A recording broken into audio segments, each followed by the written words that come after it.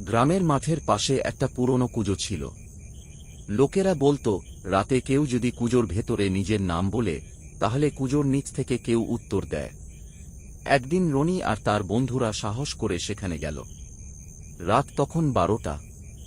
বন্ধুরা ভরে দূরে দাঁড়িয়ে রইল, কিন্তু রনি কুজোর ধারে গিয়ে চিৎকার করে বলল, রনি।